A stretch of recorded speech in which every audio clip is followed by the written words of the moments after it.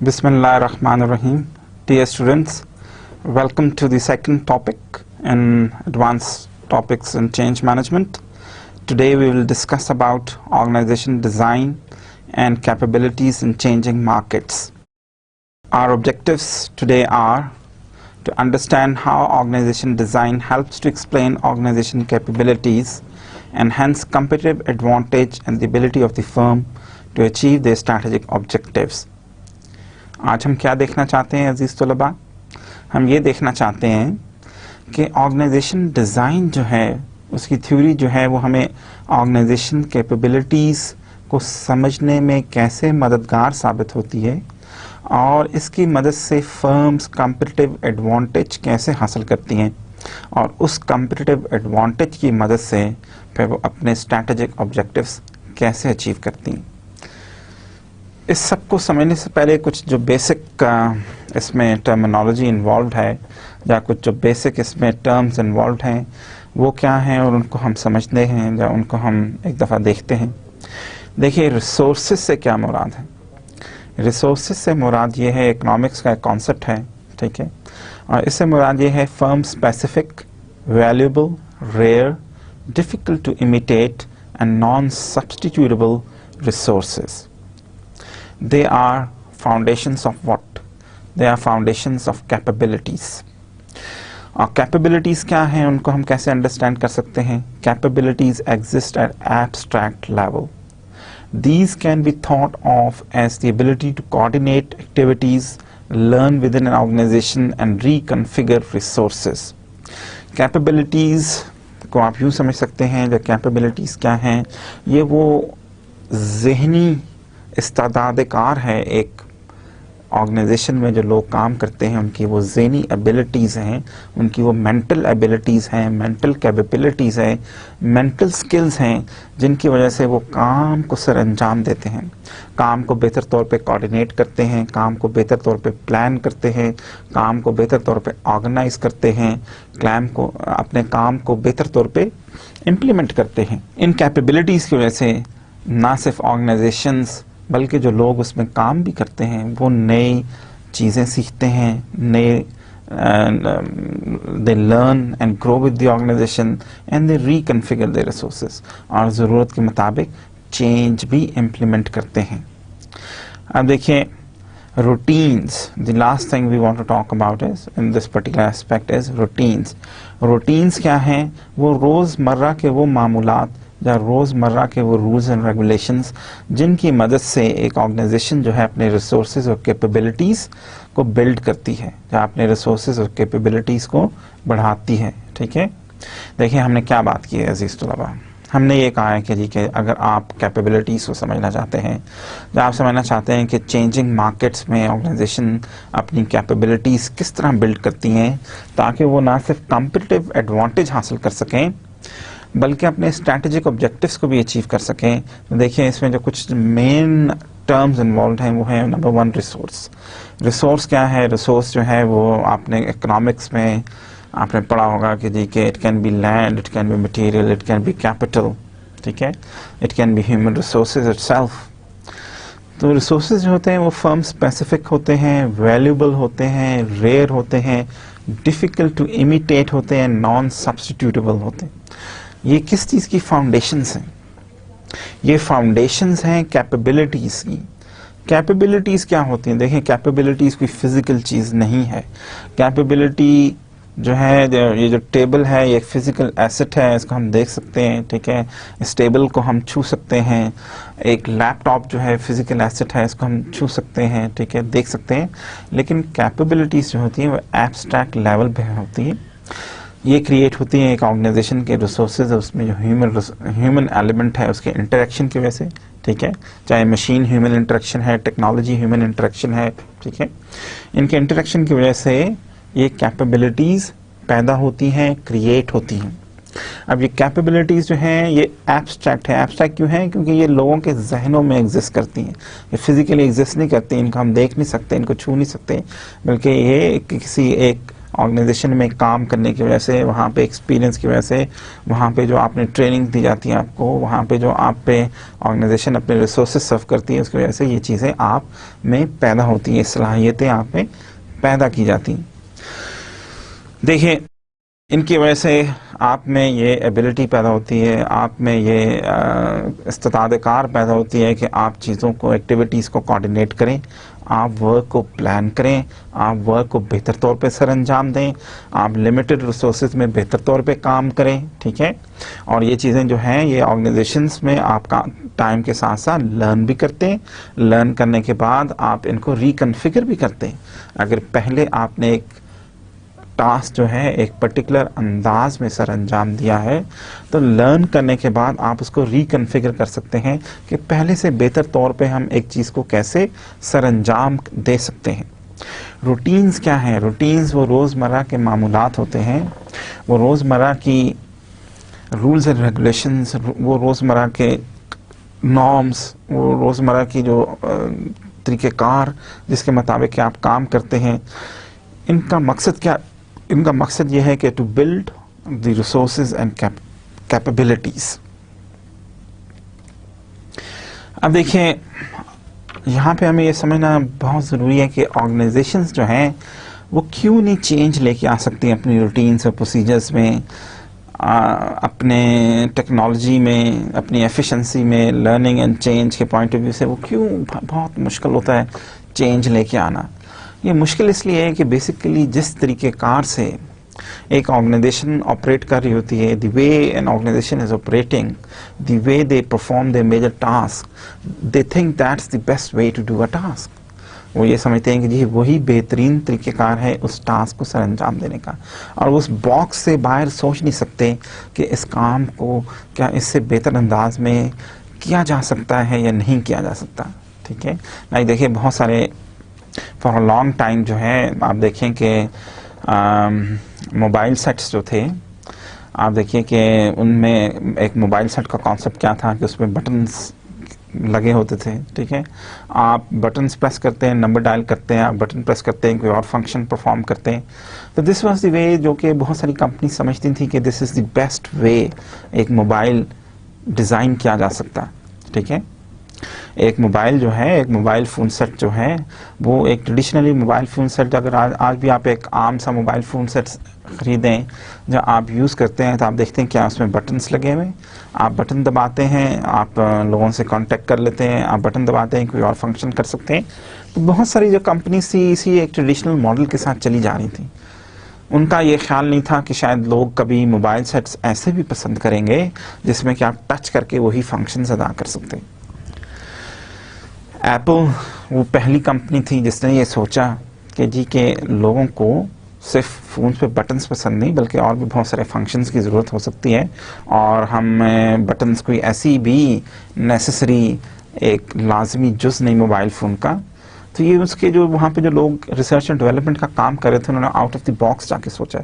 जबकि बहुत सारी जो और कंपनीज थी, नोकिया थी, ब्लैकबेरी थी, जो कि अपने टाइम की नहायत मशहूर कंपनीज थी, ठीक है। आप देखिए, एक वक्त में हर बंदा जो था वो नोकिया ख़रीदना चाहता था, आज हर बंदा जो है वो एप्पल का फ़ोन ख़रीदना चाहता है, ठीक है।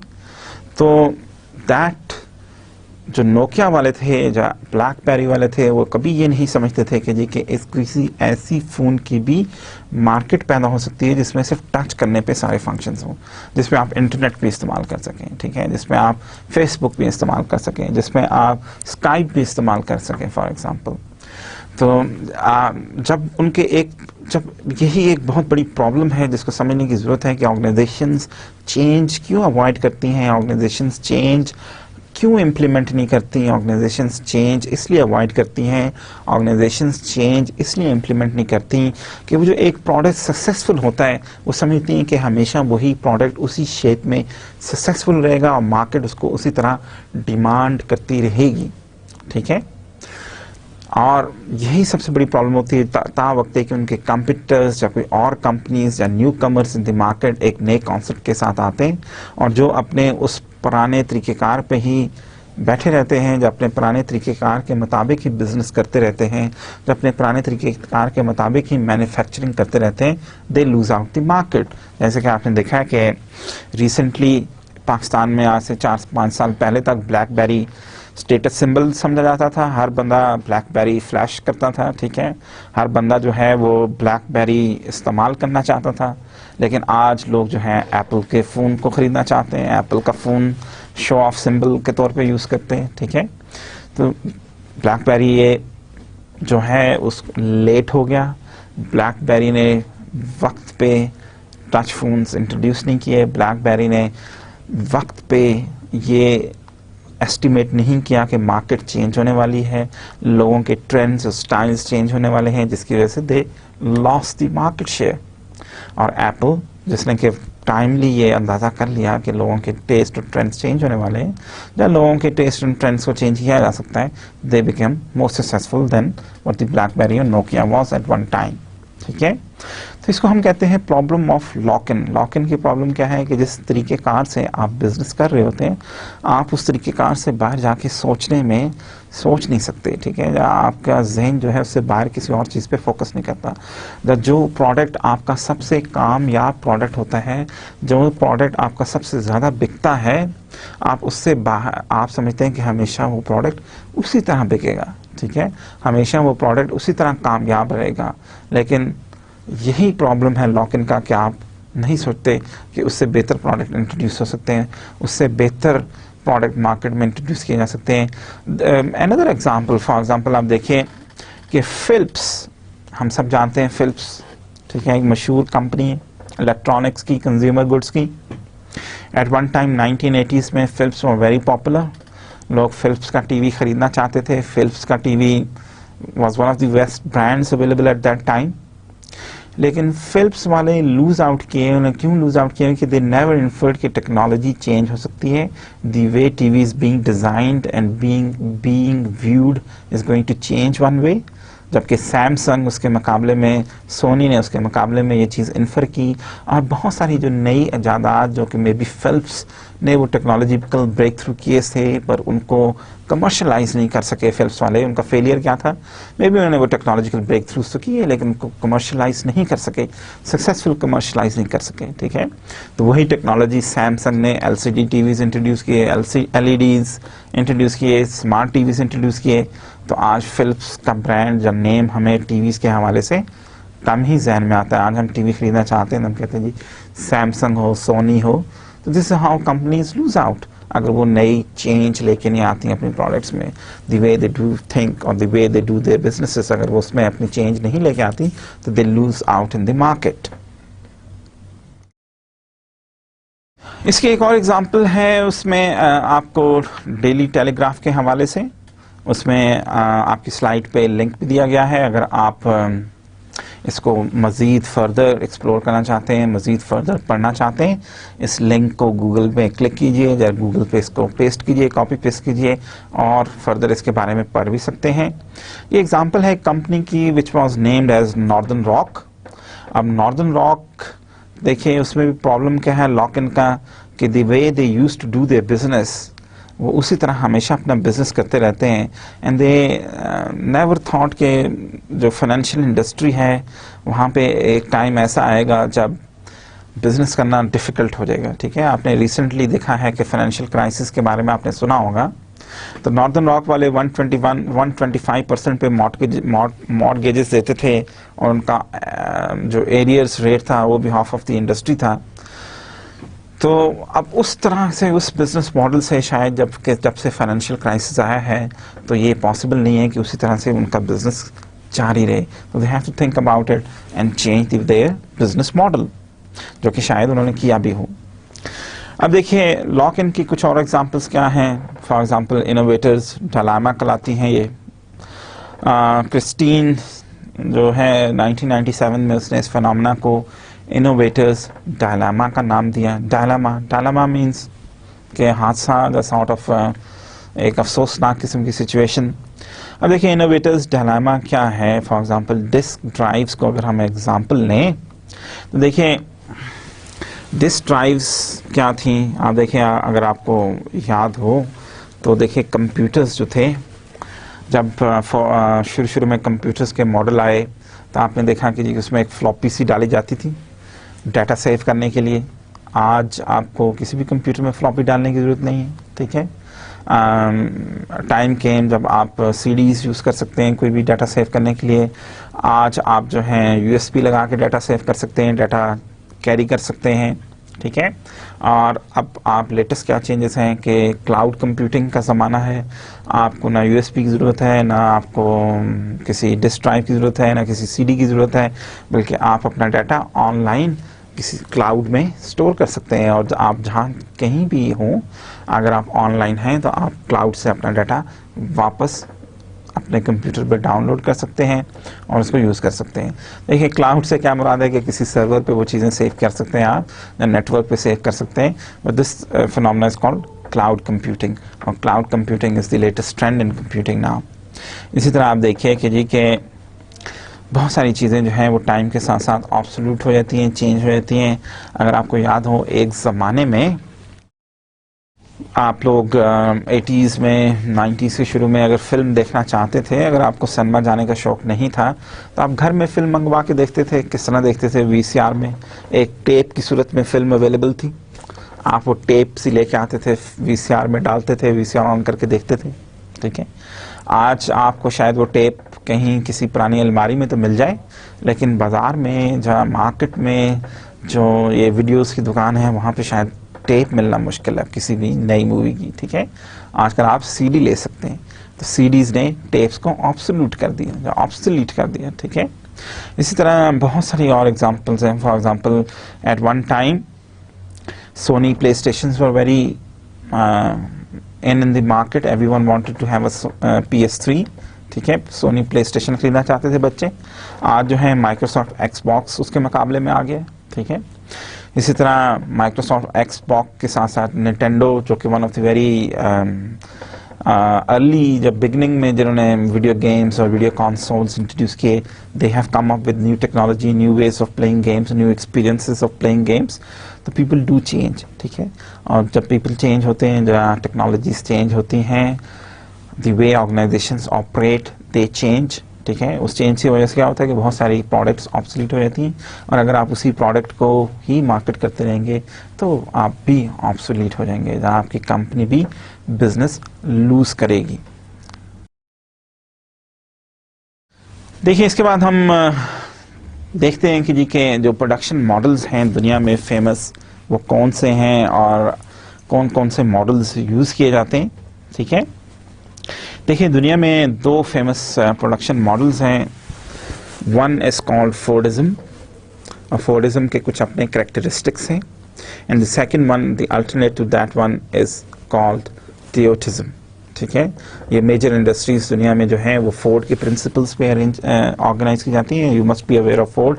अगर आप अपने मैनेजमेंट के कोर्सेज को, शुरू के कोर्सेज को ज़रा याद करें, जब मैनेजमेंट के कोर्सेज को आप थोड़ा सा फोकस करें, जहाँ थोड़ा सा उनको रिवाइज करें, तो आपने हेनरी फोर्ड का नाम ज़रूर सुना होगा। और फोर्ड जो है वो पहला बंदा था दुनिया में जिसने कि असेंबली लाइन इंट्रोड्यूस की, ठीक है। जिसने कि आज भी आप इसकी गाड़ी तो उससे तो ज़रूर वाकिफ़ होंगे, फोर्ड के नाम से बहुत सारी गाड़ियाँ बिकती हैं, ठीक है। फोर्ड एक ब्रांड है ऑटोमोबाइल्स इंडस्ट्री में, ठीक है। लेकिन इसकी कंट्रीब्यूशन मैनेजमेंट के पॉइंट ऑफ व्यू से क्या थी? इसने हमें ये बताया कि असेंबली लाइन कैसे ऑर्गेनाइज करनी है और एक फैक्ट्री को चलाने का जदीद तरीक़ेकार क्या होना चाहिए। अब देखिए फोर्ड के जो प्रोडक्शन सिस्टम्स थे वो क्या थे। फोर्ड के प्रोडक्शन सिस्टम, जो फोर्डिज्म में, जब फोर्ड के बेसिक करैक्टरिस्टिक्स क्या हैं। फोर्ड के बेसिक करैक्टरिस्टिक्स ये हैं कि they used to have dedicated specialized machinery production system के पॉइंट ऑफ व्यू से, standardized products in long production runs. Standardized products बनाए जाते थे और production runs they used to be very long, ठीक है। स्टैंडर्डाइज्ड वर्क प्रोसेसेस होते थे, infrequent and expensive product and process changes, ठीक है। एक स्टैंडर्डाइज्ड प्रोडक्ट बनाया जाता था, उसमें कोई चेंजेस नहीं की जाती थी, अगर चेंजेस की भी जाती थी तो they used to be very infrequent, ठीक है। सिमिलरली मार्केट्स के पॉइंट ऑफ व्यू से इनके कैरेक्टरिस्टिक्स क्या थे? Stable mass consumption of standardized goods. There used to be price-based competition, adversarial links with suppliers, and oligopolistic competition. अब देखिए mess standardise good produce की जाती थी, उनकी मैस कंजम्पशन होती थी। फॉर एग्जांपल लेट्स से आप चाय प्रोड्यूस करते हैं, ठीक है, चाय की पत्ती आप प्रोड्यूस करें, टी बैग्स प्रोड्यूस करें या वट एवर, और पूरे पाकिस्तान में आप जहाँ चाहें उसको बेचें, उसमें कोई ऐसा मसला नहीं है, ठीक है। जब मैस मार्केटिंग जिसको आप कहते हैं, जब मैस सेलिंग कह लें, सेलिंग का दौर था, ठीक है, जब मैस मार्केटिंग का दौर था, स्टैंडर्डाइज गुड प्रोड्यूस की जाती थी और स्टैंडर्डाइज गुड की कंजम्पशन अवेलेबल थी, लोग उनको कंज्यूम करते थे। कंपटीशन की बेसिस क्या थी कि कौन कम से कम कीमत पे वो प्रोडक्ट प्रोड्यूस कर सकता है, कौन कम से कम कीमत पे वो प्रोडक्ट मार्केट में अवेलेबल कर सकता है। तो price was the basis for any competition. आमतौर पे सप्लायर्स के साथ इनके रिलेशनशिप्स अच्छे नहीं होते थे और ओलिगोपोलिस्टिक कंपटीशन होता था। ओलिगोपोलिस्टिक कंपटीशन क्या है कि एक प्रोडक्ट के ज़्यादा से ज़्यादा मार्केट में 4-5 सप्लायर्स होते थे या मैन्युफैक्चरर्स होते थे, ठीक है, कि 4 या 5 लोग जो थे वो एक पर्टिकुलर प्रोडक्ट को बनाते थे और मार्केट करते थे, ठीक है। और ऑर्गेनाइजेशंस के कैरेक्टरिस्टिक्स क्या होते थे उस जमाने में? जो ऑर्गेनाइजेशंस, जो फोर्डिज्म के, फोर्ड से रिलेटेड जो ऑर्गेनाइजेशंस थी वो किस किस्म की होती थी? They used to have mechanistic and bureaucratic setups, they used to be very inflexible with high fix cost, focus, they used to focus on efficiency and cost reduction. They used to define narrow tasks and skills for their workers, and they never used to give any autonomy, or they used to give little autonomy to their workers, ठीक है। देखिए हमने यहाँ पे क्या बात कर रहे हैं, हम ये कह रहे हैं कि जी कि दुनिया में प्रोडक्शन के जो हैं वो 2 तरीक़ेकार अवेलेबल थे, ठीक है। प्रोडक्शन के, मैन्युफैक्चरिंग के 2 तरीक़ेकार जो थे वो अवेलेबल थे, ठीक है। One was called Fordism and the other one, the latest one, is now named as Toyotism, ठीक है, though they are different variants of Toyotism now, and again the Americans have come up with their own systems of production now, which are generally called as high performance workplace systems, ठीक है। लेकिन देखिए जो पहला model था Fordism, उसके कुछ basic characteristics क्या थे, ठीक है, ये आप ज़हन नशीन कीजिए, थोड़े से इन पे थोड़ा सा गौर कीजिए। बेसिक कैरेक्टरिस्टिक्स प्रोडक्शन के पॉइंट ऑफ व्यू से, मार्केट्स के पॉइंट ऑफ व्यू से और ऑर्गेनाइजेशंस के पॉइंट ऑफ व्यू से। प्रोडक्शंस के पॉइंट ऑफ व्यू से उनके बेसिक कैरेक्टरिस्टिक्स ये थे कि they used to have dedicated specialized machinery, they used to produce standardized goods in long production runs, and they used to have standardized work processes, infrequent and expensive product and process changes. Market के point of view से उनकी क्या characteristics है? Stable mass consumption of standardised goods, price based competition, adversarial links with suppliers, and they used to have oligopolistic competition. Organisations किस किस्म की होती थी? They used to be mechanistic and bureaucratic organisations, inflexible with high fix cost, focused on efficiency and cost reduction. They used to focus on efficiency and cost reduction, narrow task and skills. There used to be little or no task autonomy to workers. देखिए आपको may be आपको अभी तक पता होना चाहिए कि bureaucratic setups क्या होते हैं, मैकेनिस्टिक स्ट्रक्चर्स क्या होते हैं, लेकिन if you have little bit confusion, तो मैकेनिस्टिक स्ट्रक्चर्स जो हैं जो traditional models of work organization थे, जिनमें टॉल हायरार्कीज होती थी, लिटिल ऑटोनॉमी होती थी टू वर्कर्स, ठीक है, and workers were suppose to do what the management used to tell them. Management decide करती थी कि काम को कैसे ऑर्गेनाइज करना है, ठीक है, काम को हमने किस तरह से अंजाम देना है, और the workers were just suppose to follow the orders, ठीक है, there used to be number of managers working in a particular organization, ठीक है। इसी तरह ब्यूरोक्रेसी, वेरी फेमस ब्यूरोक्रेसी के वर्ड से तो आप बाखूबी वाकिफ होंगे। ब्यूरोक्रेटिक सेटअप्स भी इसी किस्म के होते थे। They used to be set of rules and regulations जिनके मुताबिक ऑर्गेनाइजेशंस चलाई जाती थी। Decision making at the top level available होती थी, ठीक है, डिसीजन मेकिंग का हक सिर्फ टॉप मैनेजर्स को या टॉप ब्यूरोक्रेट्स को था, ठीक है। They were the final authority. They used to decide what is supposed to happen or how the work is supposed to be done or what decisions are to be taken in a particular situation. और low level के या clerical level के या छोटे अफसरान जो थे, उनका सिर्फ और सिर्फ एक ही काम होता है कि वो बड़े अफसरान के ऑर्डर्स को इम्प्लीमेंट करें, ठीक है। तो ये कुछ कैरेक्टरिस्टिक्स हैं बेसिक फोर्डिज्म के। अब देखिए हम देखते हैं कि बेसिकली फोर्डिज्म के कुछ प्रिंसिपल्स क्या हैं, उसकी ऑर्गेनाइजेशंस के पॉइंट ऑफ व्यू से उसकी इम्प्लीकेशंस क्या हैं, और एम्प्लॉयमेंट रिलेशंस के लिहाज से भी उन प्रिंसिपल्स की क्या इम्प्लीकेशंस हैं। देखिए फोर्ड का जो पहला बेसिक प्रिंसिपल था वो था rationalize work and mechanize as much as possible. Rationalize work करने से क्या मुराद है कि आप काम को जिस हद तक सब डिवाइड कर सकते हैं, जिस हद तक उसको स्पेशलाइज कर सकते हैं, उस हद तक करें उसको। जो भी काम है, अगर एक पेच भी लगाना है किसी मजदूर को या एक पेच भी लगाना है किसी मैकेनिक को, तो उसको डिस्क्राइब करें कि कैसे किया जाएगा वो काम। ठीक है, ये मैनेजमेंट का काम है कि उसको मैनुअल्स डेवलप करे, ट्रेन करे मजदूर को कि एक काम को किस तरह से अंजाम देना है, उसको जिस हद तक सब डिवाइड किया जा सकता है, जो डिवाइड की जा सकती है लेबर, उस हद तक उसको डिवाइड किया जाए। ठीक है,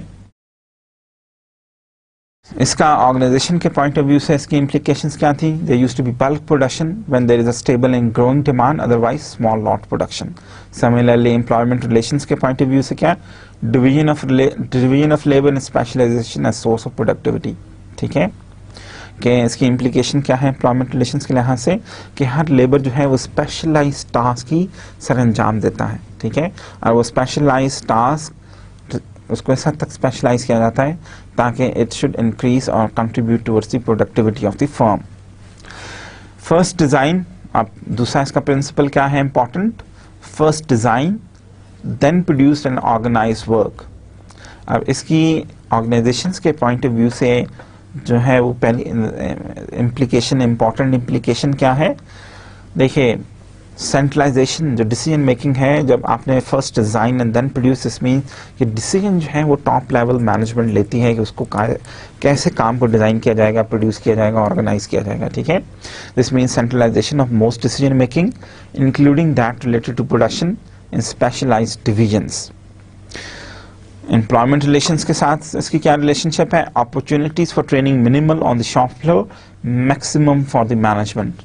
देखिए एम्प्लॉयमेंट रिलेशन से, by the way I am pretty sure you must be knowing कि एम्प्लॉयमेंट रिलेशन से क्या मुराद है, लेकिन अगर आपको आइडिया नहीं है तो एम्प्लॉयमेंट रिलेशन से ये मुराद है कि the way the work is being organized, और उसमें जो मजदूर और मैनेजमेंट की जो रिलेशनशिप है, द वे जो इंटरेक्शन है एक वर्कर का और मैनेजमेंट का, इसकी स्टडी को हम कहते हैं एम्प्लॉयमेंट रिलेशंस। ठीक है, क्या है एम्प्लॉयमेंट रिलेशनशिप? या एम्प्लॉयमेंट रिलेशंस से क्या मुराद है कि देखिए जो मजदूर और जो मैनेजमेंट की आपस में रिलेशनशिप है, ये किस किस्म की होती है, इसको क्या चीज़ें गवर्न करती हैं, इसमें क्या रूल्स एंड रेगुलेशंस इन्वॉल्व होते हैं, इस रिलेशनशिप की स्टडी को हम एम्प्लॉयमेंट रिलेशंस या इंडस्ट्रियल रिलेशंस कहते हैं। ठीक है, देखिए उसके जो first design then produce and organise work का जो प्रिंसिपल है, उसकी इम्प्लीकेशंस एम्प्लॉयमेंट रिलेशंस के लिहाज से क्या है कि मैनेजमेंट की ट्रेनिंग, क्योंकि मैनेजमेंट जो है वही डिज़ाइन करती है, वही प्रोड्यूस करती है, वही ऑर्गेनाइज वर्क करती है, तो मैनेजमेंट की ट्रेनिंग पे तो बहुत फोकस किया जाता है। ठीक है, और मैनेजमेंट को ट्रेनिंग की बहुत सारी अपॉर्चुनिटीज़ प्रोवाइड की जाती हैं, जबकि एक ऑर्डिनरी वर्कर के लिए उस ऑर्गेनाइजेशन में ट्रेनिंग की अपॉर्चुनिटीज़ ना होने के बराबर होती हैं। ठीक है, तीसरा इंपॉर्टेंट प्रिंसिपल क्या है फोर्डिज्म का? Sell what you produce. जो आपने बनाया है उसके बड़ी बड़ी इन्वेंट्रीज क्रिएट करें, उसको स्टोर करें और उसको बेचें आप। इसकी ऑर्गेनाइजेशन के पॉइंट ऑफ व्यू से क्या इम्प्लीकेशंस हैं? Vertical integration and network of सब कॉन्ट्रैक्टर्स। आपकी ना सिर्फ सप्लायर्स के साथ अच्छी रिलेशनशिप होनी चाहिए, बल्कि आपकी बायर्स के साथ भी अच्छी रिलेशनशिप होनी चाहिए। ठीक है, जहाँ इंटीग्रेटेड नेटवर्क्स होने चाहिए, सब कॉन्ट्रैक्टर्स अवेलेबल होने चाहिए, ताकि जो आप प्रोड्यूस करें उसको आसानी से मार्केट में डिस्ट्रीब्यूट किया जा सके। एम्प्लॉयमेंट रिलेशंस के साथ इसकी क्या रिलेशनशिप है? Hierarchical control and financial incentives to persuade workers to accept less stimulating work. क्योंकि हर वर्कर जो है वो एक स्पेशलाइज काम करता है, मे बी स्पेशलाइज काम करने की वजह से एक ही काम अगर आपको रोज करना पड़े, हर वक्त करना पड़े, तो may be you feel bore. इस चीज़ को ओवरकम करने के लिए क्या किया जाता है कि उनको फाइनेंशियल इंसेंटिव्स की दिए जाते हैं वर्कर्स को, ताकि वो ओवर टाइम करें, ज़्यादा काम करें, ज़्यादा पैसे बनाएं। ठीक है, पर पीस रेट पेमेंट की जाती। ठीक है, पीस रेट पेमेंट या ओवर टाइम, ये इंसेंटिव्स हैं फाइनेंशियल, ताकि वर्कर्स ज़्यादा से ज़्यादा काम करें उस बोर काम को, बावजूद इसके कि वो बोर फील करते हैं, लेकिन फिर भी वो ज़्यादा से ज़्यादा काम करें। ठीक है, और there is strict hierarchical control. Strict hierarchical control से क्या मुराद है कि there are number of managers who are there to view your performance, who are there to evaluate your performance, who are there to tell you the right way to do a work, ठीक है, or the right way to do that task. चौथा important principle क्या है Fordism का? Produce standardized goods and reduce cost, even if this means a reduction in quality. Standardized goods बनाएं, अपनी cost को कम से कम रखें, even if that means a little bit reduction in quality, ठीक है. इसका ऑर्गेनाइजेशन के पॉइंट ऑफ व्यू से इसकी इम्प्लीकेशंस क्या हैं? Subcontractors as shock absorbers for demand fluctuations and target for cost reduction.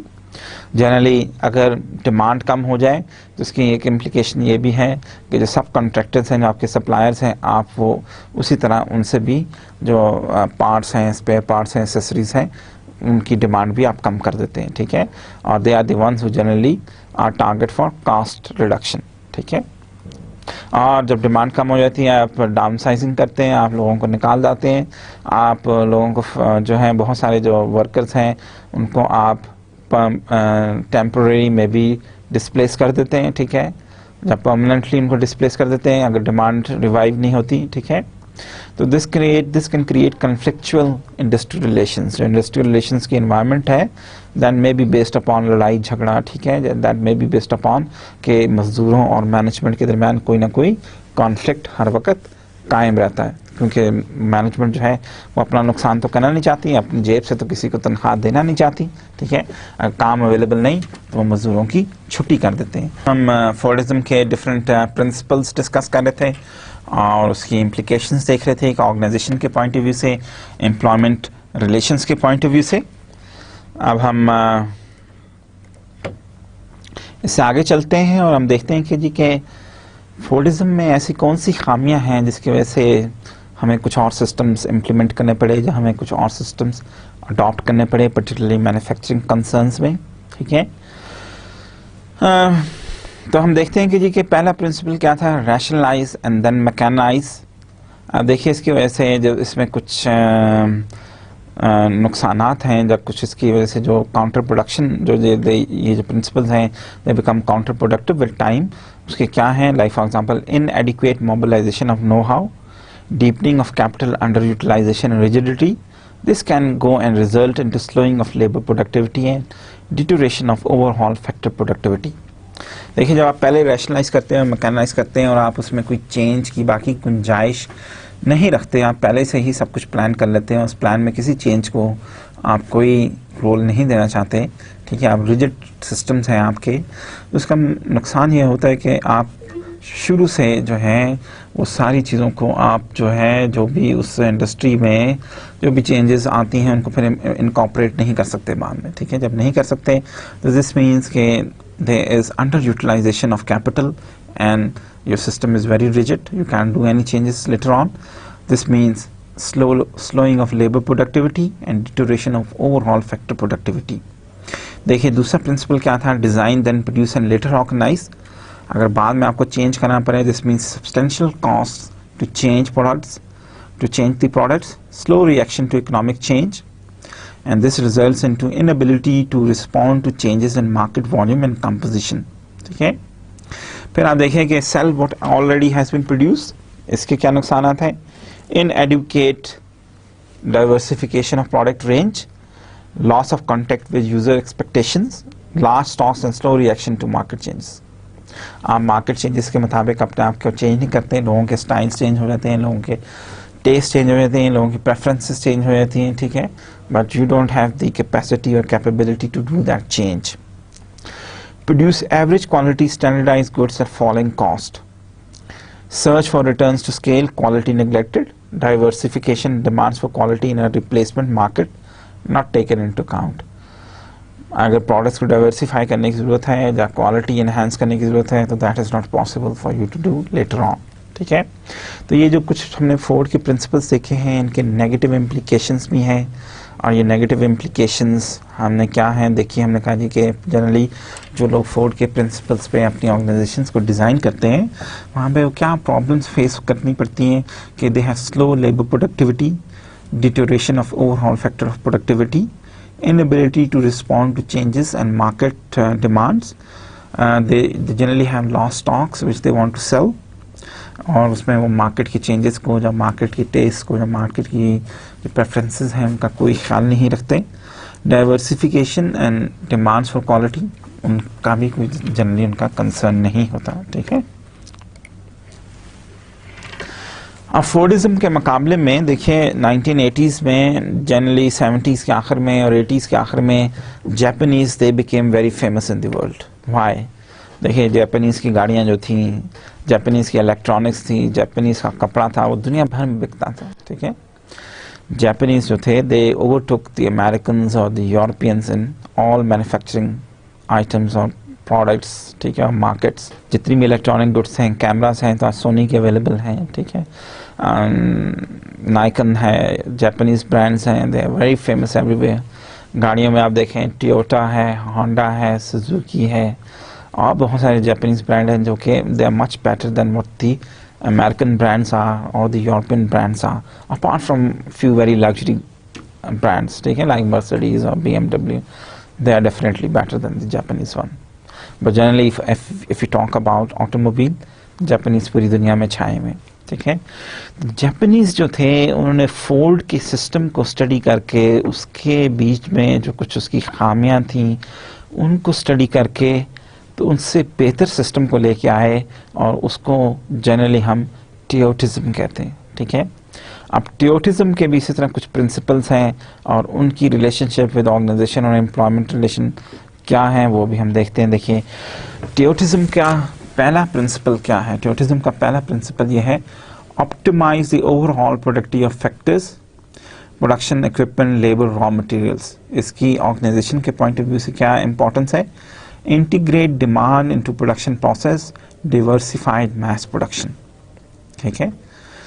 Employment relations के साथ क्या इसका रिलेशनशिप है. Reorganise production, maintenance, quality control and factory management. ठीक है. कि आप जब ऑप्टिमाइज करते हैं अपने फैक्टर्स ऑफ प्रोडक्शन को, तो आप उनको रीऑर्गेनाइज कर सकते हैं. आप क्वालिटी कंट्रोल और फैक्ट्री मैनेज पे एम्फेसाइज करते हैं, मेंटेनेंस पे, प्रोडक्शन पे. ठीक है. और सिमिलरली आप डाइवर्सिफाइड मैस प्रोडक्शन भी कर सकते हैं. सिर्फ एक ही तरह का डिज़ाइन बनाना जरूरी नहीं है, उसमें थोड़ा बहुत आप चेंजेस भी लेके आ सकते हैं. ठीक है. Integrate research and development and organisation of production and sales network. इसकी ऑर्गेनाइजेशन के पॉइंट ऑफ व्यू से क्या है. Decentralise as much as possible decisions concerning production, reduce middle management. अब देखिए इंटीग्रेट रिसर्च एंड डेवलपमेंट, वहाँ पे आप सिर्फ चीज़, पहले फोर्डिज्म में आप प्रोडक्ट्स बनाते थे और फिर आप उसकी जो है डिमांड क्रिएट करते हैं. ठीक है. एडवर्टाइजिंग की मदद से में भी. ठीक है. आपका प्रोडक्ट आपने बना लिया, आप लोगों को कन्विंस करते हैं कि जी ये बेस्ट प्रोडक्ट है, इसको ख़रीदें. जबकि टियोटिज्म में आप थोड़ी सी रिसर्च करते हैं, आप रिसर्च करके लोगों की भी में भी राय लेते हैं. ठीक है. आप नई टेक्नोलॉजी, आपका एक स्ट्रॉन्ग रिसर्च एंड डेवलपमेंट का यूनिट होता है. ठीक है. नई टेक्नोलॉजीज़ को इनकॉर्पोरेट करते हैं और आप अपने प्रोडक्शन और सेल्स नेटवर्क को डेवलप करते रहते हैं. ठीक है. इसकी ऑर्गेनाइजेशन के पॉइंट ऑफ व्यू से कुछ रेमिफिकेशंस या इम्प्लीकेशंस क्या हैं कि डिसीजन मेकिंग को डिसेंट्रलाइज किया जाता है कंसर्निंग प्रोडक्शन, और आप generally there is less need for middle management. ठीक है. एम्प्लॉयमेंट रिलेशंस के साथ इसकी क्या रिलेशनशिप है. Ensure synergy between a minimum level of education and professional training in order to maximise competencies. ठीक है. Produce high quality differentiated goods at continuously falling costs. इससे पहले प्रिंसिपल 3 है, वो प्रिंसिपल 3 क्या है. Produce what can be sold aided by continuous and detailed market research. देखिए यहाँ पे वो प्रोड्यूस कर रहे हैं जो कि मार्केट रिसर्च की सूरत में उनको पता लगा है कि इस प्रोडक्ट की डिमांड हो सकती है. ठीक है. This means integration of networks and partnership operations in order to profit from specialization and coordination. जब आप रिसर्च करके प्रोडक्ट बना रहे हैं तो मे बी आप सप्लायर से भी आपको हेल्प की ज़रूरत है, आपके बायर से भी आपको हेल्प की ज़रूरत है, कस्टमर्स का भी इनपुट चाहिए आपको. ठीक है. Maybe there is a greater need for integration of networks. ठीक है. And specialisation and coordination. ठीक है. एंड इसकी एम्प्लॉयमेंट रिलेशंस के साथ क्या है. Introduce a human resource policy to develop employ loyalty and competency. आपको अब लॉयल एम्प्लॉयज़ चाहिए मे बी जो लॉन्ग टर्म आपका साथ दें, तो you should introduce some human resource concepts या ह्यूमन रिसोर्स की वो पॉलिसीज इंट्रोड्यूस करें जिससे कि आप अपने एम्प्लॉयज़ के दिल जीत सकते हैं, ठीक है, और उनकी कॉम्पिटेंसी को इंक्रीज कर सकते हैं। चौथा प्रिंसिपल क्या है? Produce high quality differentiated goods at continuously following cost. देखिए वहाँ पे प्राइस पे कंपटीशन था, स्टैंडर्डाइज गुड्स जो हैं आप कम से कम कीमत में बनाते थे। टूरिज्म में आप हाई क्वालिटी डिफरेंशिएटेड गुड्स जो हैं वो कम से कम कीमत में बनाते हैं। इसकी रिलेशनशिप ऑर्गेनाइजेशन के साथ क्या है? You need to have long term subcontracting relationships with the aim of promoting quality innovation. अब आपके जो कॉन्ट्रैक्टर्स हैं, चाहे वो सप्लायर्स हैं या बायर्स हैं, you need to have a long term relationship now with them. You can't afford adversary relationships. अब आप कॉस्ट कटिंग जो है उनकी तरफ नहीं शिफ्ट कर सकते, ठीक है, जहाँ आप डिमांड की फ्लक्चुएशंस उनकी तरफ नहीं शिफ्ट कर सकते। अब now you have to be more involved in those networks in order to know what the market needs in order to develop better quality products, ठीक है। अब देखिए इसी तरह एम्प्लॉयमेंट रिलेशनशिप्स के साथ इसकी क्या रिलेशनशिप है? You need to establish now long term compromise between management and employees, competency and loyalty in exchange for employment stability or participation in company profit sharing, ठीक है। अब आप लोगों के साथ एक लॉन्ग टर्म रिलेशनशिप चाहते हैं, maybe you need to give them some long term benefits. आप उनको maybe you need to provide them with things like employment stability, long term contracts and maybe things like share in profit, ठीक है। देखिए अभी तक हमने क्या discuss किया है? अभी तक हमने ये डिस्कस किया है कि जी के देखिए कि दुनिया में दो जो मशहूर तरीक़ेकार हैं प्रोडक्शन को ऑर्गेनाइज करने के लिए, जब मैन्युफैक्चरिंग कंसर्न्स में इन पर्टिकुलर मैन्युफैक्चरिंग कंसर्न्स को ऑर्गेनाइज करने के लिए, वो हैं फोर्ड के प्रिंसिपल्स पे ऑर्गेनाइज किया जाता है जिसको हम फोर्डिज्म कहते हैं। जो ट्रेडिशनल तरीक़ेकार हैं, आज से 100 साल पुराना तरीक़ेकार है, एक पूरी सदी तक लोगों ने फोर्ड के प्रिंसिपल्स को फॉलो करते हुए काम को ऑर्गेनाइज किया है, बड़ी कामयाबी से चलाया है। आज भी बहुत सारी कंपनीज जो हैं फोर्ड के प्रिंसिपल्स को फॉलो कर रही हैं। इसके मुकाबले में जो एक नया सिस्टम है वो जापानीज़ का दिया हुआ है। जापानीज़ ने अमेरिकन्स को स्टडी करके, फोर्ड के प्रिंसिपल्स को स्टडी करके टोयोटिज्म का कॉन्सेप्ट लेके आए, जहाँ अपने सिस्टम्स इम्प्लीमेंट किए जिनमें डिसेंट्रलाइजेशन पे बहुत ज़्यादा एम्फेसिस था, मिडिल मैनेजमेंट को एलिमिनेट किया गया, टीम वर्क को इंट्रोड्यूस किया गया कंपनीज में, वर्क सिस्टम्स में, ठीक है। Again now the Americans after success of the Japanese, they have learn some lessons from the Japanese and they have come up with their own new systems which are generally termed as high performance workplace systems, ठीक है। कुछ और characteristics की study करना चाहते हैं, हम देखना चाहते हैं कि जी कि models of competition and coordination जो हैं वो उनके क्या कैरेक्टरिस्टिक्स होते हैं, ठीक है। In particular with respect to Fordism, customised production, diversified quality production and discontinuous innovation. देखिए हमारे पास प्रिंसिपल, अब हमारे पास सिस्टम्स अवेलेबल हैं। Fordism talked about customised production क्या होती, इसमें आप कस्टमर की नीड के मुताबिक प्रोडक्ट्स को डेवलप करते हैं। डिवर्सिफाइड क्वालिटी प्रोडक्शन क्या है कि कुछ डिफरेंट मॉडल्स जो हैं वो आप कस्टमर्स की नीड के मुताबिक उनमें थोड़ी बहुत डाइवर्सिटी लेके आ सकते हैं। डिसकंटिन्यूअस इनोवेशन क्या है? डिसकंटिन्यूअस इनोवेशन जैसे हमने पहले कहा कि टेप रिकॉर्डर्स को जो है वो अब सीडीज प्लेयर्स ने रिप्लेस कर दिया है, कैथोड रे ट्यूब्स टेलीविजन्स को जो है वो एलसीडी टेलीविजन्स ने, एलईडी टेलीविजन्स ने रिप्लेस कर दिया है, ठीक है। इसी तरह जो है वो जो एक तरीक़ेकार था कम्युनिकेशन का, ट्रेडिशनल तरीक़ेकार क्या था कि जी कि हम जो है वो प्रोडक्शन जो है वो हम हम कम्युनिकेशन जो है वो टेलीफोन के थ्रू करते थे। अब internet is the most popular technology that is being used for communication. तो वी वर डिस्कसिंग कि टोयोटिज्म एक नया मॉडल है जिसके मुताबिक वर्क ऑर्गेनाइज किया जा रहा है आजकल दुनिया भर में, फैक्ट्रीज़ में, मैन्युफैक्चरिंग कंसर्न्स में, और इवन टू सर्टेन एक्सटेंट बहुत सारी सर्विस ऑर्गेनाइजेशंस भी जो हैं वो टोयोटिज्म के मॉडल पे ही अपने काम को ऑर्गेनाइज कर रही हैं। अब देखें हमने कहा कि कुछ जो मॉडल्स हैं, कैरेक्टरिस्टिक्स फोर्डिज्म है, कस्टमाइज प्रोडक्शन है, डाइवर्सिफाइड क्वालिटी प्रोडक्शन है, डिसकंटिन्यूस इनोवेशन है। डिसकंटिन्यूस इनोवेशन ऑलरेडी मैंने आपको एक्सप्लेन किया था, लेकिन लेट्स रिपीट इट अगेन कि डिसकंटिन्यूस इनोवेशन से क्या मुराद है कि वो टेक्नोलॉजी जो कि एग्जिस्टिंग टेक्नोलॉजी को रिप्लेस कर देती है। For example mobile phone sets जो हैं, they are a breakthrough, a new type of technology, नए ट्रेंड सेट किए इसने, ठीक है। और मोबाइल फ़ोन सेट्स में अब जो हमारे पास लेटेस्ट मोबाइल फ़ोन्स हैं, टच स्क्रीन्स, ठीक है, they sort of discontinuous innovations, ठीक है, जो कि लोगों के ट्रेंड्स, टेस्ट, प्रेफरेंसेस को चेंज कर देती हैं। कि हमारे पास कौन कौन से मॉडल्स हैं? Fordism, customise production, diversified quality production and discontinuous innovation. Examples क्या हैं फोर्डिज्म की companies? For example many car producers, consumer electronic producers and call centres, they practise Fordism. Customized production, advertising agencies and consultancies, diversified quality production, some cars, mechanical engineering companies, and discontinuous innovation, biotechnology firms and software developers. अब इनमें market competition किन basis पे होता है? Primary basis of market competition क्या है? ये अपनी स्लाइड पे आप देखिए, ज़रा नज़र रखिए तो आपको ज़रा क्लियरली समझ आएगा।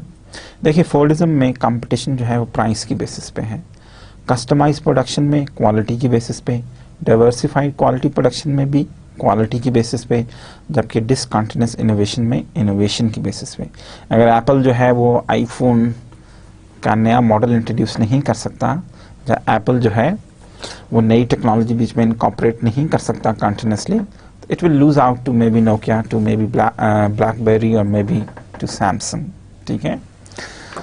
सैमसंग अगर एप्पल से बेहतर टेक्नोलॉजी इंट्रोड्यूस करता है, बेहतर टच फोन्स लेके आता है, बेहतर मोबाइल मॉडल्स लेके आता है, it's gonna lose out. So innovation पे मुकाबला है, ठीक है।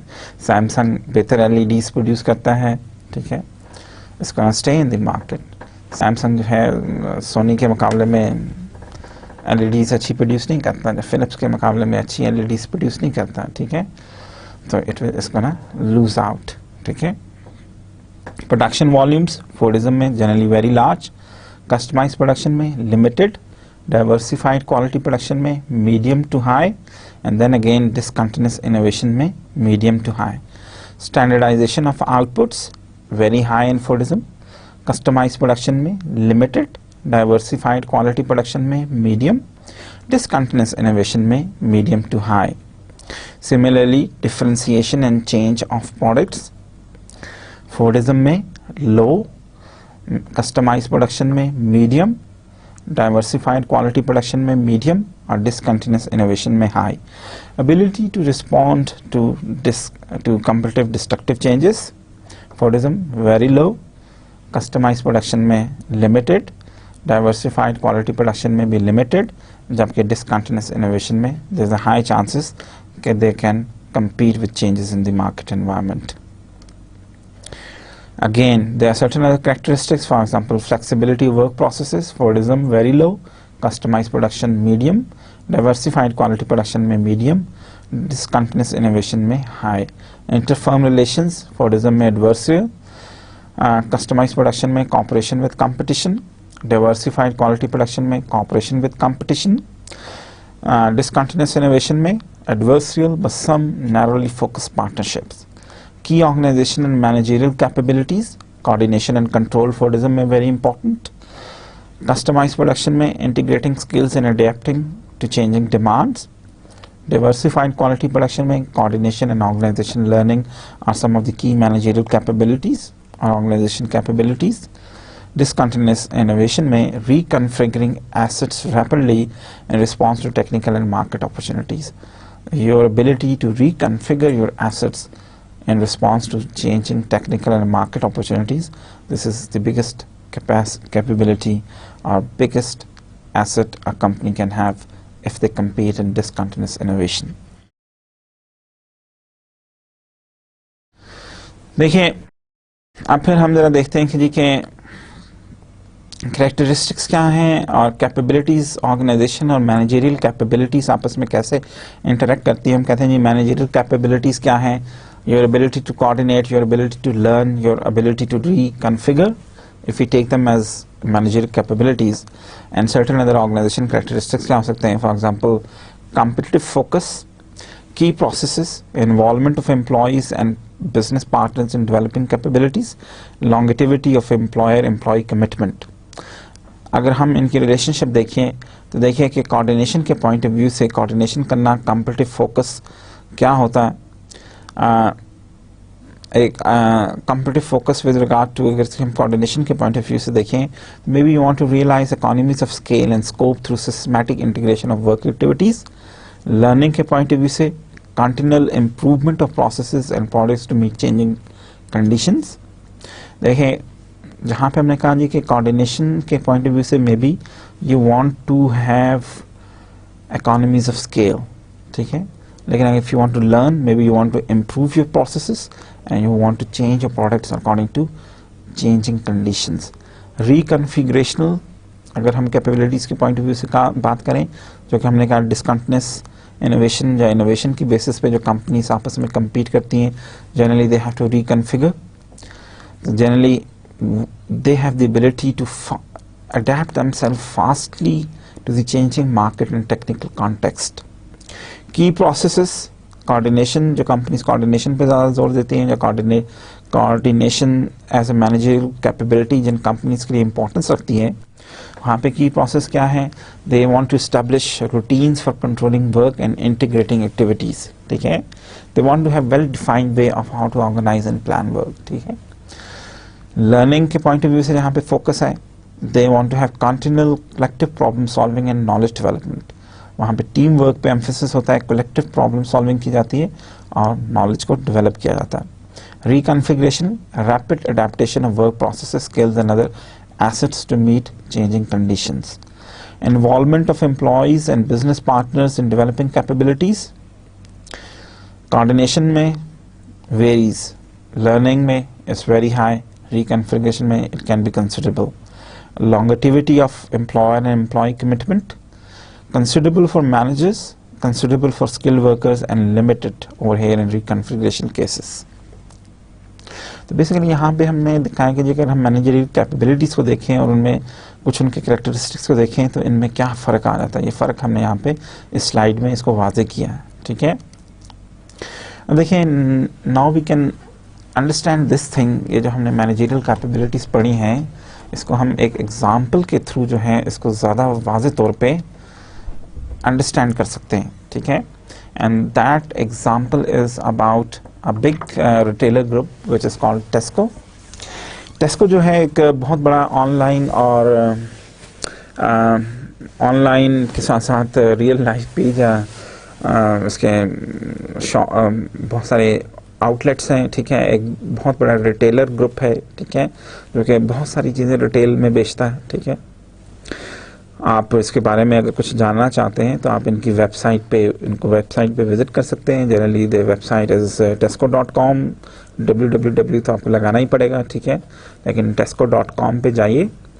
वहाँ पे देखेंगे तो आप देखेंगे कि दुनिया का तकरीबन हर प्रोडक्ट ये कंपनी बेचती है.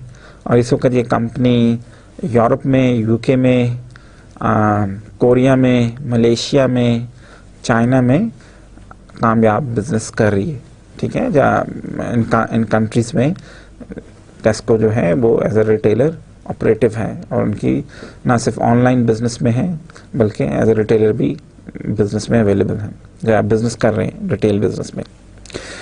अब आप इनकी वेबसाइट पे जाइए तो थिंक अबाउट के क्या एक्टिविटीज़ परफॉर्म करते हैं. कोऑर्डिनेशन और लर्निंग और रिकॉन्फिगरेशन के लिहाज से आप क्या समझते हैं कि कौन सी ऑर्गेनाइजेशन और मैनेजरियल कैपेबिलिटीज़ इनकी रिक्वायरमेंट है, और कुछ अपने आंसर्स को जस्टिफाई कीजिए. ये आपके लिए टास्क है. विज़िट कीजिए, फ़ौरन गूगल पे जाइए, टेस्को की वेबसाइट पे जाइए, उसको ज़रा अच्छी तरह देखिए, उसके डिफरेंट एस्पेक्ट्स के हिसाब से उसको देखिए. अबाउट टेस्को में जाएं, कंपनी के बारे में पढ़ें, उसके एम्प्लॉयज़ के बारे में पढ़ें, कस्टमर्स के बारे में पढ़ें, प्रोडक्ट्स के बारे में देखिए और फिर ज़रा इन क्वेश्चंस को ज़रा सोचिए, ठीक है. मुझे उम्मीद है आप ने इसको देखेंगे, लेकिन अभी हम फ़िलहाल इसको आगे चलते हैं और देखते हैं कि कोऑर्डिनेशन के पॉइंट ऑफ व्यू से टेस्को की कैपेबिलिटीज़ क्या हैं, ठीक है. अब देखिए हमने क्या करेक्टरिस्टिक्स क्या है, कॉम्पिटिटिव फोकस है, की प्रोसेसेस हैं, involvement of employees and business partners in developing capabilities, longevity of employer employ commitment, और पहली जो एक्टिविटी होती है बहुत इंपॉर्टेंट वो है कोऑर्डिनेशन की। Many of their activities for example buying, selling, transporting products, they need coordination.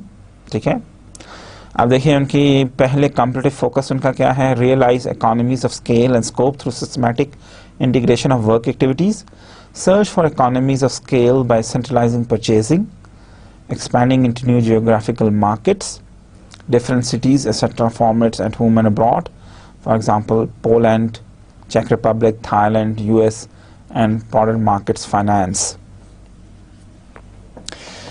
देखिए क्योंकि ये एक रिटेल ग्रुप है और एक रिटेल ग्रुप होने के नाते बेसिकली प्राइस इनके लिए बड़ी मैटर करती है कि कम से कम कीमत पे अपने कस्टमर्स को ये प्रोडक्ट्स फराहम कर सकें या प्रोवाइड कर सकें, तो दैट इज़ ए सक्सेस। ठीक है, उसमें उनको मैक्सिमम प्रॉफिट तो चाहिए, ठीक है, लेकिन अगर कस्टमर को कंप्यूटर्स के मुकाबले में अगर एक अच्छी कीमत पे प्रोडक्ट प्रोवाइड करें तो सेल ज़्यादा होगी, सेल ज़्यादा होगी तो प्रॉफिट ज़्यादा होगी। ठीक है, जितने बूट्स उनकी दुकानों पे आएंगे या जितने लोग उनकी वेबसाइट विजिट करेंगे, वहाँ पे ऑर्डर करेंगे चीज़ें, उतनी उनकी सेल ज़्यादा होगी, उतनी उनके प्रॉफिट ज़्यादा होंगे। ठीक है, अब देखिए इनको इकोनॉमीज ऑफ स्केल हासिल करने के लिए they must centralise their purchasing, they may expand into new geographical markets or new different product markets। ठीक है, अगर आप देखेंगे इनकी वेबसाइट पे तो आपको पता लगेगा कि इनका बैंक भी है, they have Tesco Bank, they have Tesco mobile phone, not only mobile phones but also mobile connections available हैं। ठीक है, बहुत सारे प्रोडक्ट्स हैं, इंश्योरेंस प्रोडक्ट्स अवेलेबल हैं, ट्रैवल इंश्योरेंस अवेलेबल है। ठीक है, की प्रोसेसेस पर क्या है यहाँ पे इंपॉर्टेंस रखते हैं, they must establish routines for controlling work and integrating activities. इनके लिए बहुत ज़रूरी है कि कंट्रोल करें वर्क को और इंटीग्रेट करें एक्टिविटीज़ को।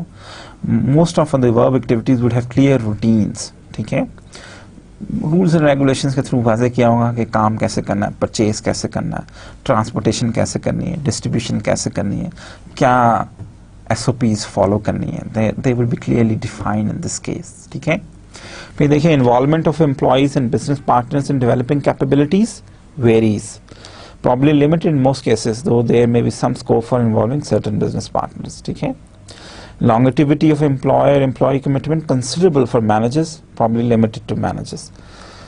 जो ज़्यादा इंपॉर्टेंट है यहाँ पे लोग वो शायद मैनेजर्स ज़्यादा इंपॉर्टेंस रखते हैं, जो लोग शायद as a worker as a distributor काम करते हैं। ठीक है, उनकी शायद इतनी इंपॉर्टेंस ना हो। अगर आप टेस्को की किसी शॉप पे as a shop floor employ काम करते हैं तो यू आर ईजिली रिस्पॉन्सिबल, कोई आप में ऐसी खास टेक्निकल स्किल्स नहीं है, जहाँ आप में कोई ऐसी टेक्निकल स्किल्स नहीं है जिनको रिप्लेस ना किया जा सकता हो।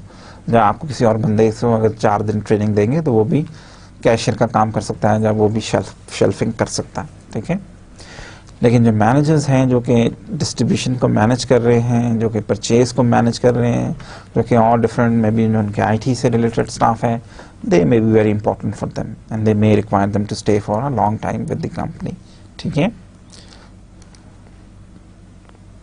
अब लर्निंग के पॉइंट ऑफ व्यू से हम देखते हैं कि यहाँ पे किस किस्म की कैरेक्टरिस्टिक्स इन्वॉल्व हैं। Learning probably strong focus on learning too, but more or less than coordination। Coordination इनके लिए सबसे ज़्यादा इंपॉर्टेंस रखती है, लर्निंग भी इंपॉर्टेंस रखती है पर उतनी नहीं जितनी कि कोऑर्डिनेशन ऑफ एक्टिविटीज़, डिस्ट्रीब्यूशन कैसे होनी है, ट्रांसपोर्ट कैसे होनी है, उसको डिस्प्ले कैसे होना है चीज़ों को। ठीक है, कॉम्पिटिटिव फोकस क्या है, continual improvement of process and products to meet changing conditions, learning about product demand, top card enables Tesco to learn about changing consumer choices। अब देखिए learning about, they must learn about के product demands, कौन सा product कितना cell हो रहा है। अब देखें बहुत सारे आज आप देखते हैं रिटेल में कॉम्प्लेक्स सॉफ्टवेयर अवेलेबल हैं, आपको ऑटोमेटिकली पता लगता है कौन सी चीज़ें कितनी क्वांटिटी में बिक चुकी हैं, उनकी डिमांड कितनी है, कौन सी चीज़ें सेल नहीं हो रही, उन पर आप में भी सेल लगा सकते हैं।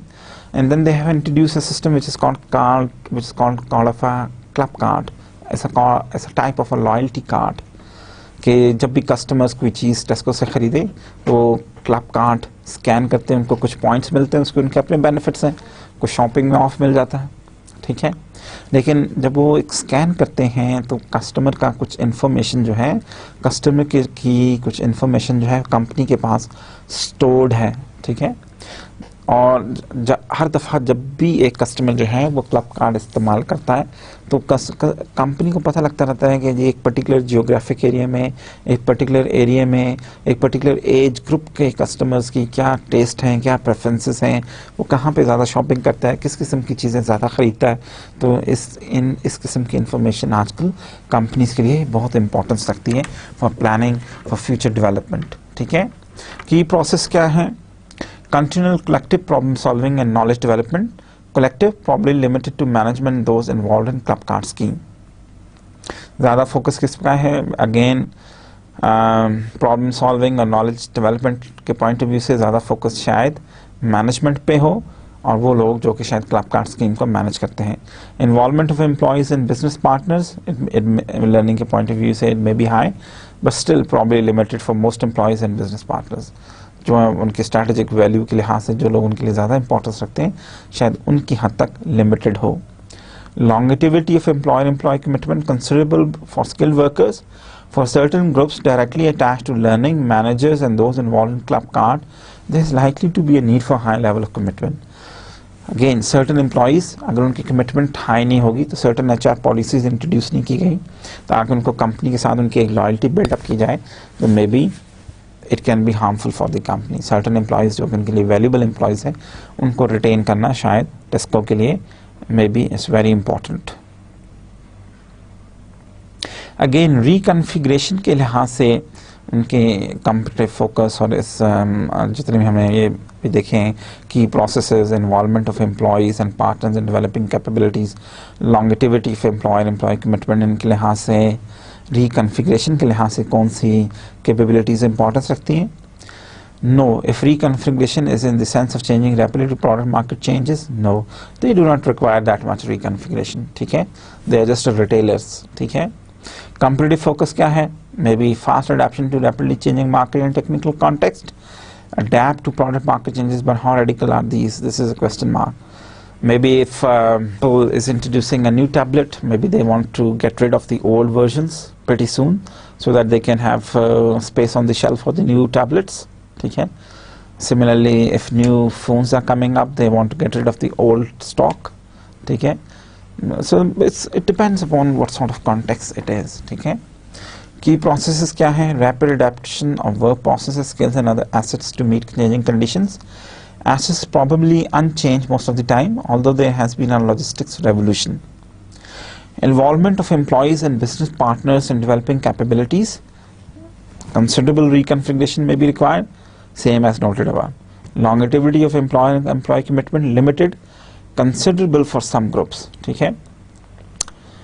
Again, reconfiguration के लिहाज से maybe they do not require most of the employees जो हैं in long-term relationship is not their focus, but again for certain groups, maybe for certain important groups which do purchasing for them or which manage their distribution networks or the managers who run their stores, they may be very important for them.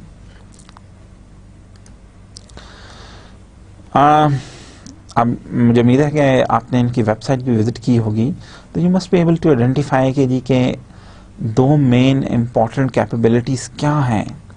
तो main capabilities अगर हम टेस्को के point of view से बात करें तो वो हैं कोऑर्डिनेशन एंड लर्निंग।